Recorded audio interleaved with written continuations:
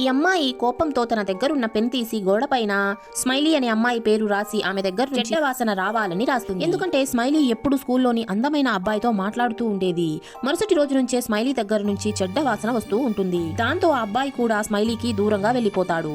దాంతో దొరికిందే ఛాన్స్ అని అనుకుని ఈ అమ్మాయి ఆ అబ్బాయితో మాట్లాడడానికి ట్రై చేస్తే అతను ఈమెని నువ్వు కప్పలాగా ఉన్నావు అని చెప్పి ఎగతాళి చేస్తాడు. దాంతో ఈమెకి పిచ్చ కోపం వచ్చి ఆ మ్యాజికల్ పెన్ తో ఆ అబ్బాయి కుక్కలా అయిపోవాలి అని రాస్తుంది. రాసినట్టుగానే అతను కుక్కలాగా బిహేవ్ చేస్తూ ఉంటాడు. దాంతో ఈ అమ్మాయికి తన దగ్గరున్న పెన్ తో ఏం రాసినా అది నిజమైపోతుంది అని అర్థమవుతుంది. దాంతో ఈ అమ్మాయి మళ్ళీ స్మైలీ ఫేస్ పైన మొటిమలు రావాలని రాస్తుంది. మొటిమలు వస్తే ఆ అబ్బాయి ఆమెను వదిలేస్తాడని ఇలా ప్లాన్ చేస్తుంది.